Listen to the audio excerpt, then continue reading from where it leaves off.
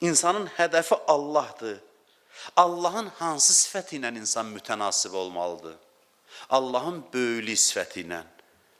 Böyüklük sifəti ilə mütənasib, uyğun olmalıdır insan. Allah mehribandır axı.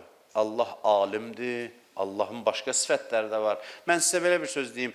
Deyirəm ki, Allahın mehribanlığı onun böyüklüyünün cilvəsidir.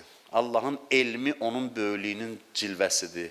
Allahın qüdrəti onun böyüklüyünün cilvəsidir. Allahın yaradan olması, xaliqliyi onun böyüklüyünün cilvəsidir. Allahın bütün sifətləri onun böyüklüyünün cilvələridir. Mövzu böyük olmaqdır, böyüklüdür. Sən də eləsən, insan. Hər bir yaxşılığın böyüklüyün cilvəsi olmalıdır. Hər bir yaxşılığın böyüklüyün göstəricisi olmalıdır. Şəxsiyyətin olmalıdır. Uca şəxsiyyətə sahib olmalısan. Ucalıqdan doğmalıdır səxavət. Ucalıqdan doğmalıdır mərhəmət. Bütün müsbət xüsusiyyətlər elə bir böyüklük xüsusiyyətinin fərqli-fərqli cilvələridir, görüntüləridir.